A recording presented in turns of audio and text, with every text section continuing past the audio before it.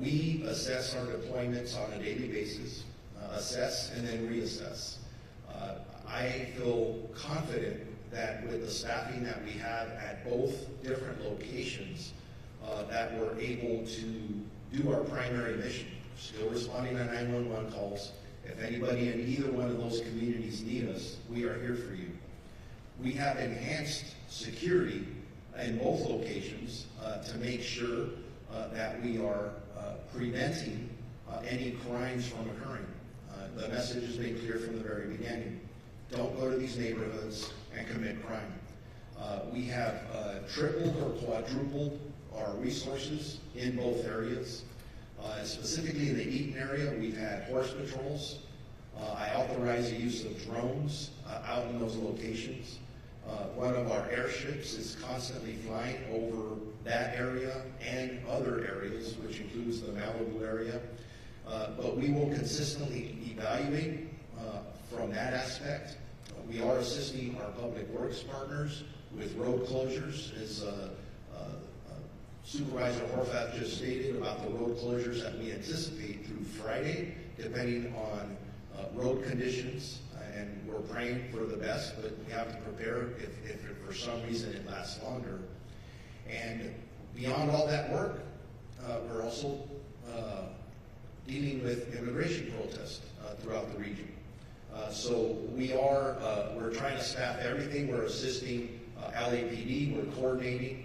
I'm still coordinating with the Cal OES director in regards to National Guard deployment, which they are still deployed in both of our areas, and I'll say 3 areas because of the Palisades for LAPD, and still coordinating with the California Highway Patrol to make sure that we're covering all areas. And with that, I am going to now introduce the Public Works Director of Los Angeles County, Mark Estrada. Thank you, Sheriff. I'm going to brief on the storm that we just had, or we're in the middle of, the incident we're in, and then also give some information on the debris removal process, what's happening there. As Sheriff mentioned, I also want to talk a little bit about the role of our department and my own role here in the county in terms of our protecting people's lives, property, and the environment. As the Chief Engineer of the Flood Control District, the County Engineer, the County Surveyor, the County Road Commissioner, and the Director of Public Works, my resources are being currently used to assess over the entire county any risk to people, property, or the environment. We're using all resources to do this. That's 600 engineers, 4,000 employees total.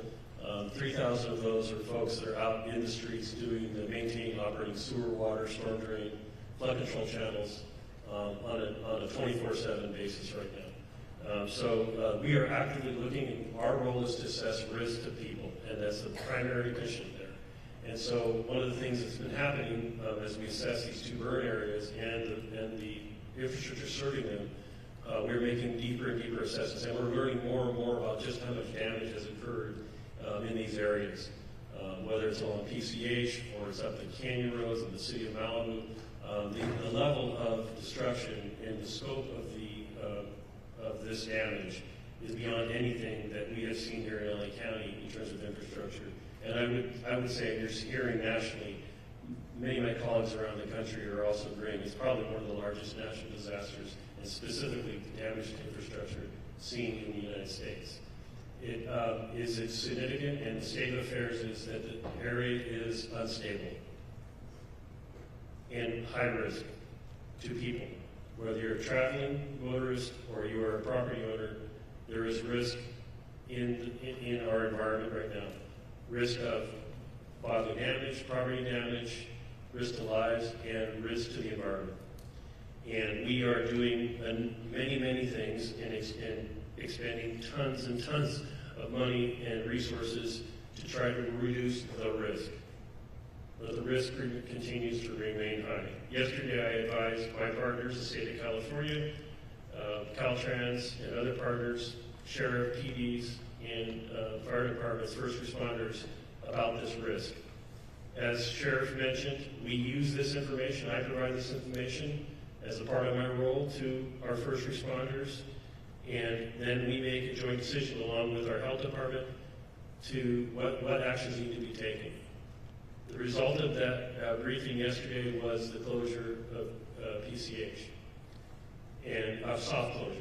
So we are allowing, Caltrans is allowing, essential workers to come through, first responders and contractors to make their way through, and then we're limiting it to those that live in the area to come into the area.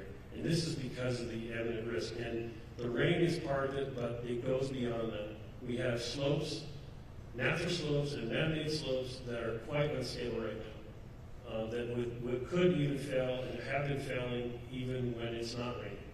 The rain puts another level of concern for me. The other thing that I want to convey to the community is that it's the cumulative effect of these rains and not just one rainstorm that I have concerns about. So I appreciate the public's patience as we are trying to protect you and your properties, and as we are trying to reduce the risk through this massive public works project of where they're going. First phase, first step, remove debris. However, long before the debris removed, we've been maintaining that flood control system that controls the debris and flood system. That system is up and running in really good shape. What's in really not good shape are the natural man-made and slopes and houses that have burned. The houses that have burned to the ground have generated some 4.5 million tons of debris. This is half of the waste load that we normally throw away in a year in LA County. All of LA County is about 11 million tons, and we have 4.5 million tons sitting, ready to go, and it has things like asbestos in it, lead, mercury, legacy pollutants from building materials that have been dealt with through the years, that the Corps of Engineers and the FEMA are helping us get off the property. That right now, what we've done is stabilize the construction side, if you will, prepare it to protect people, property, and the environment, but there's a large-scale project also going on. So I'm just asking for the community's patience and understanding as we are attempting to reduce the risk by commencing this very, very large public works project. Today's storm, yesterday we had the beginning of the two storms that we predicted in LA County, and the storms acted as we expected. There wasn't a tremendous amount of rainfall, but it was consistent throughout the night. We expect there to be more rainfall Thursday through Friday. And as I said, this will impact the stability, it'll incrementally impact the stability of an already unstable condition.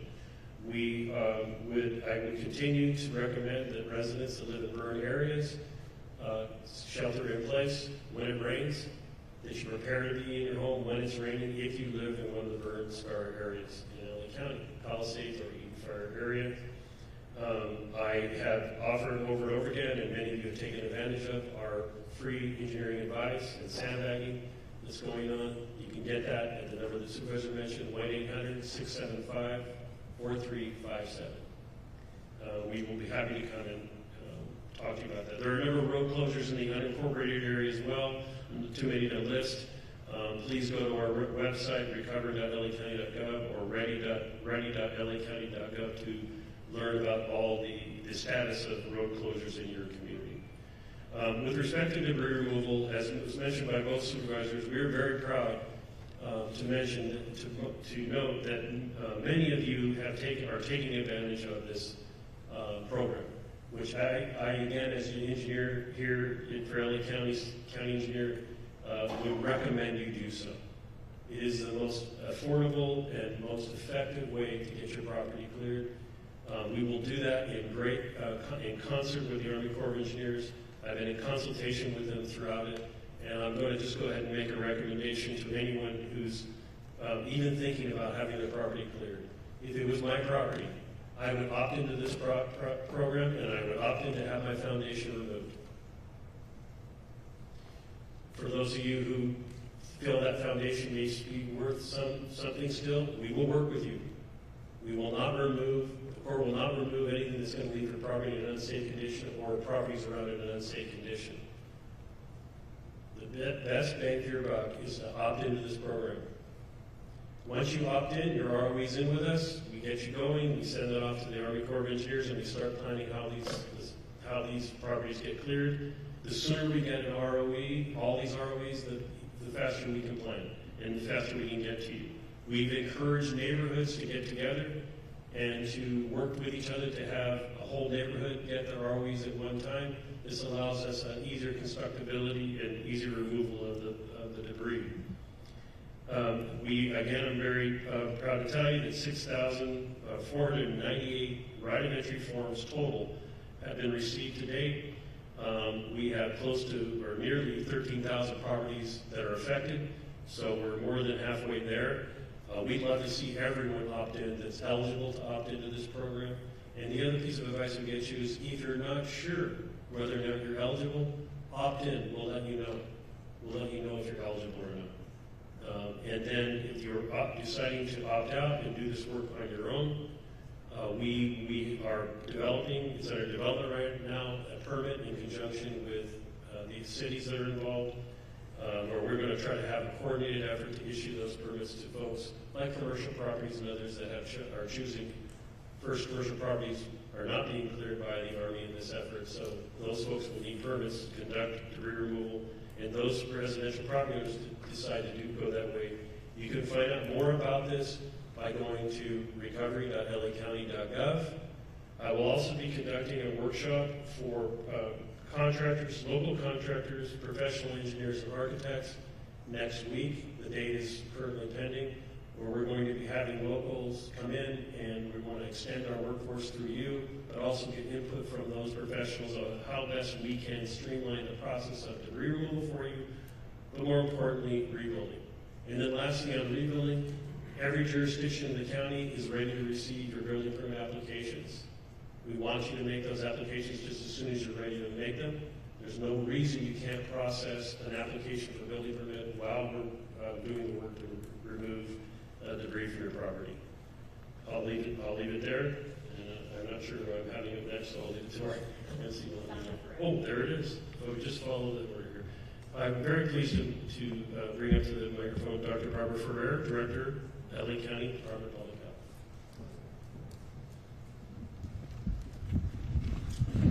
Good morning, and thank you so much, Supervisor Sorbath and Supervisor Barger, for your leadership and for bringing us together very often to make sure that we're able to communicate to residents all across the county our commitment to really support a full recovery.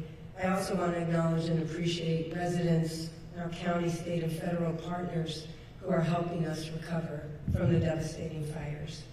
I know that returning home after a fire can be overwhelming, and this is compounded by the fact that there are potential health risks that exist in the affected areas.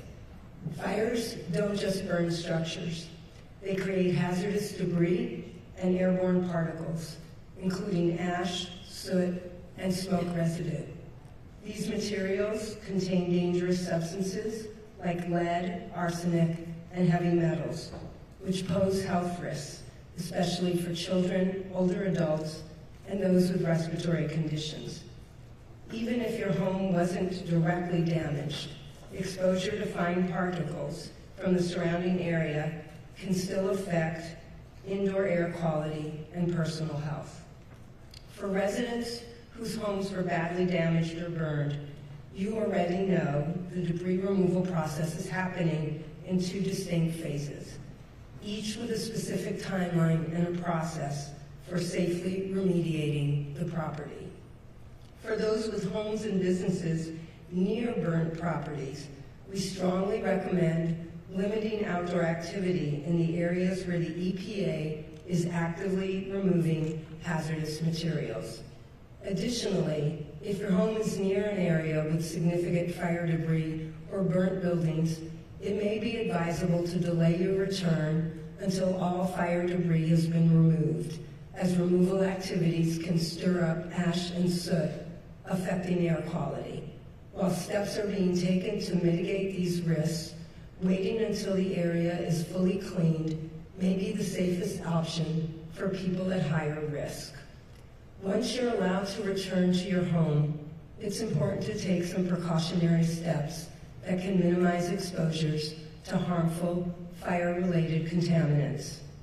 Before settling back in, take time to assess your home for soot, ash, and smoke contamination. If you don't see visible soot or ash on surfaces, and you don't smell smoke indoors, your home is likely safe for re-entry. But if you do notice ash or soot, and you can conduct a simple wipe test on windowsills or walls to see if a residue appears on a damp cloth, additional cleaning is necessary. If you smell smoke, cleaning is also advised, even if you don't see ash or soot.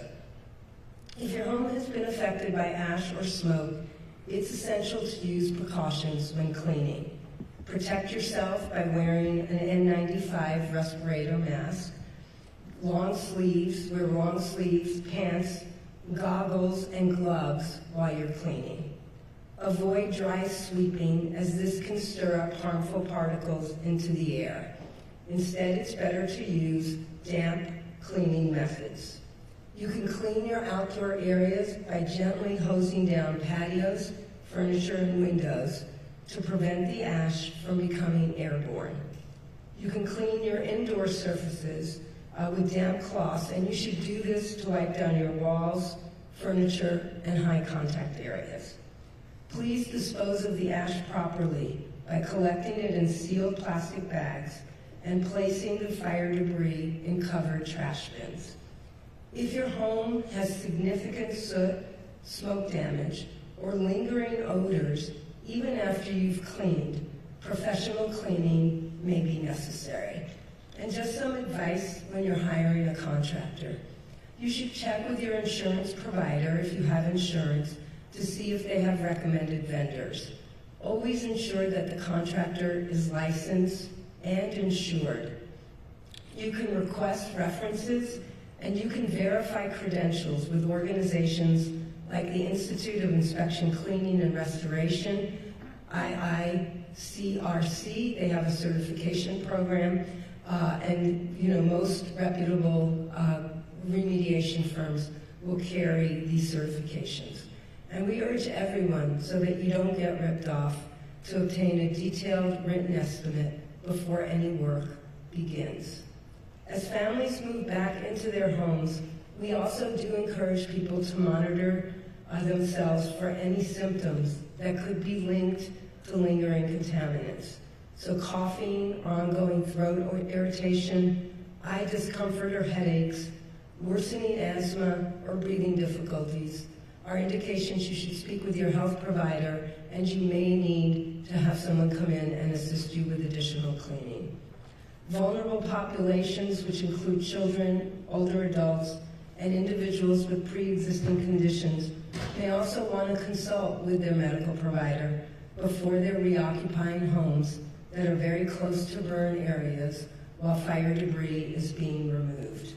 The Department of Public Health has posted a lot of detailed information at publichealth.lacounty.gov, as well as the recovery.la.gov website. And if you have specific concerns about air quality or exposure risks, you can contact an environmental health specialist at 626-430-9821. That's 626-430-9821. We're working with others to assist all residents that are navigating the recovery process. And this includes working with our local, state, and federal partners so that we can monitor and assess the impact of the wildfires on air, water, and soil. In upcoming weeks, as information is collected by the various partners, it will be shared regularly with community residents, and it can be used to guide additional mitigation efforts. While this is a challenging time, I know that the entire county remains committed to prioritizing health and safety during the rebuilding of beloved communities. Thank you. Thank you, and we'll now transition to question and answer. Please wait to be called upon, announce your name and which media outlet you are with. We're going to start right over here. Thank you so much. This is Kate Cagle from Spectrum News 1, and my question is for Supervisor Horvath. Can you tell us the latest on updating or opening the Palisades back up to the public and what those conversations are right now as far as maintaining those access points? So those determinations specific to the Palisades neighborhoods that have been closed by the City of Los Angeles, those decisions are being made by the City of Los Angeles and their related officials. So they are advising us as they're making those decisions. Thank you. We'll go right here in the front. Good morning, Craig Fickner with KNX News. I think my question's for Colonel Swenson with the U.S. Army Corps of Engineers. I want to know if you have a number on how many properties in the Eaton fire zone have been cleared by the EPA, and then how many properties are in phase 2 that have had the debris removed by the Army Corps of Engineers. Yeah, good morning, sir. Good morning, LA County. I'm going to answer your second part. I'm going to defer the first part of your question to the EPA. I just want to say it's a great day here in LA County. We have started phase 2 debris removal, and I'm pleased to announce that we've got 5 schools in the Pacified Unified School District that are on our runway, and we may even have one of them complete in the next day or 2. We have not yet started on our first residential property, as alluded to by the Director of Public Works, but we are working closely towards that goal, and as soon as we get our first batch of ROEs, we will start residential debris removal. And I'm going to pass it off to the EPA to answer the question about phase 1.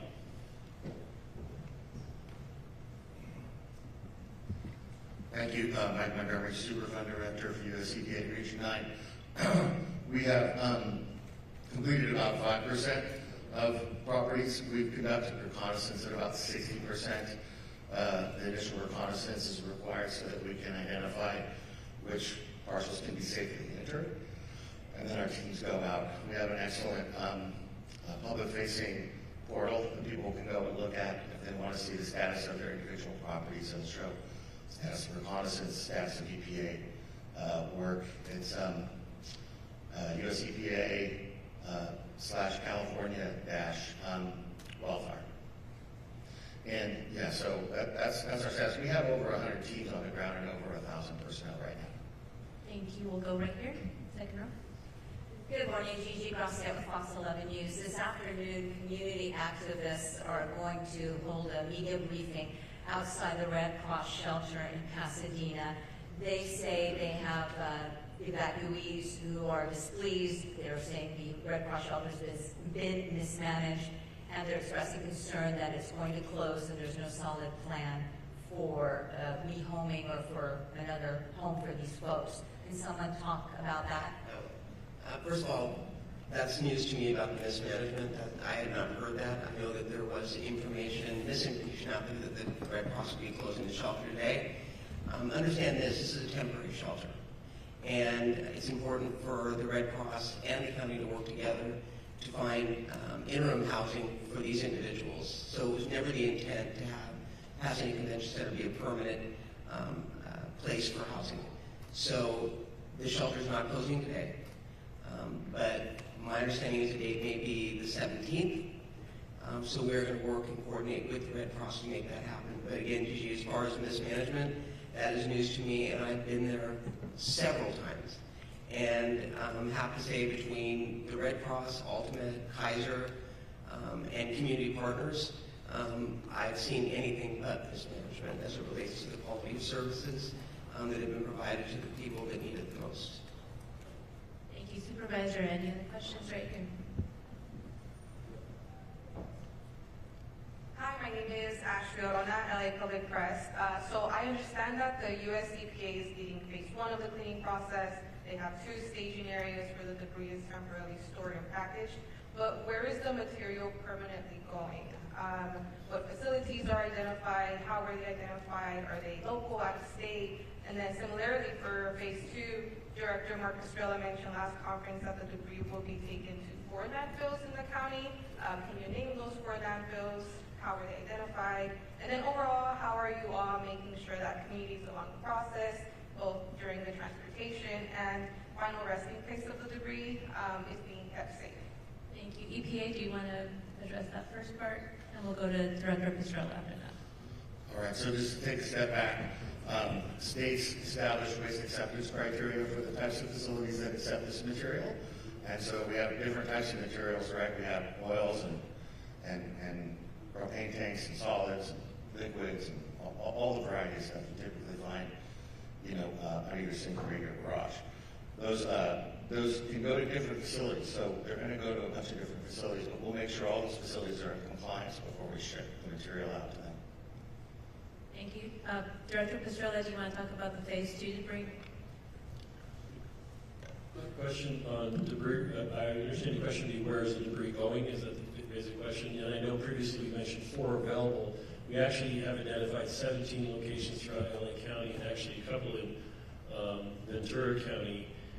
And how that goes, so that everyone understands, is that these landfills are permitted to receive the materials that we are identifying in the set already. It's not a new permission to receive those landfills. They're permitted by CalRecycle, the state of California. So they own permits that allow them to receive materials. One of the issues that I brought up before previously is we know the construction activity will go 24, we would like it to go 24/7 at some point. And one of the restrictions in most of these landfills is the operating hours. The other restriction is how much material they can take so they don't reach the capacity for landfill. These are land use requirements that local jurisdictions set on the landfills themselves. The materials that they can take, those are permitted by the state of California, CalRecycle. We are working with the Army Corps of Engineers and their debris specialists to identify these locations, and then the Army Corps of Engineers makes the ultimate decision on where they will take the material and where they will haul the material as well. I can tell you that we're working in close coordination with them and the cities that are impacted by the haul routes and the landfill, where the landfills are going. And we are admittedly getting information as we're speaking about where it's going. I know that the Colonel came up and talked about his work that he's doing right now, and I'll let him give you the locations of where the material are going for the current cleanup. Thank you. We'll take, sorry, go ahead, Colonel. Good morning again, Colonel Eric Swenson. So for the schools, we're just talking the 5 Pasadena Unified School District schools. Ash and debris is going to Simi Valley landfill. Concrete and asbestos is going to Missoula landfill, and metals are going to SA Recycling. These are all places that are permitted to receive this type of debris, and these are acceptable locations for that debris, and it's all been coordinated. And as the Director of Public Works said, we work closely with his staff to make sure, and the cities that are under the county in this effort, to deconflict the haul routes we're using and to try to get the debris as quickly as we can out of the communities onto county and state roads and ultimately into these landfills, because the whole purpose of us being here is to protect the health and safety and remove the health and safety hazards that were caused by this fire. Thank you. Thank you. We'll take one last question. Breaker. Hi, my name is Tony Briscoe. I'm a reporter with the LA Times. Just to piggyback off of that question, I was wondering, has any agency to this point conducted any environmental testing on the wildfire ash? And also, what gives the county confidence that non-hazardous waste landfills will be able to accept this ash and debris that might contain contaminants?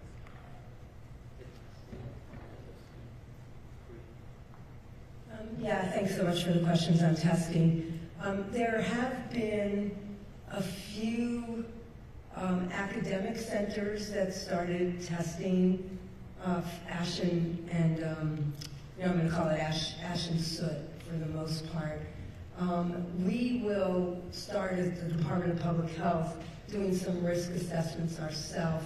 We'll probably start having people in the field collecting samples this week as a risk assessment. What's in the ash and soot is really the question that people are asking, as well as what's in the soil. I want to note that Director Pastrella mentioned that the State Water Board is already testing the ocean waters, and all the water purveyors, those are the water companies that provide us with potable water, drinking water, routinely have to check and test their water. What we're going to do is, and it will take us a little while, is we're going to create one dashboard, because it's very hard right now for residents to actually go to one place and be able to find the monitoring data. And we've had enormous cooperation from federal, state, and our local academic partners, as well as some national academic partners, to all try to post on one dashboard. So we're working on that now so that there is better assessment data. Everyone knows for air quality, AQMD posts every day on their website, the air quality, but people are asking, and rightfully so, for more detailed information, particularly on what's in the ash and soot and what might have fallen into the soil.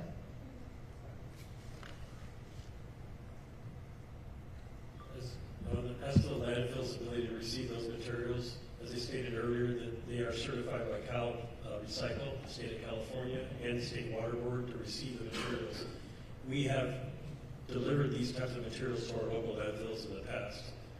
And so it's known, the permitting process is known, all the protocols that are supposed to be followed are followed by those landfill operators under their permits from the state of California. So we're confident that these facilities are the appropriate facilities. One other question people are asking, do we have enough room in our landfills for that? The answer to that is yes, we do. Thank you. We'll now transition to one-on-one interviews. We also have Spanish speakers available. If you are with a Spanish outlet, please convene over here and we'll do a press gap with them. For one-on-ones, please approach forward and we'll connect you with the appropriate speaker. Thank you for attending today.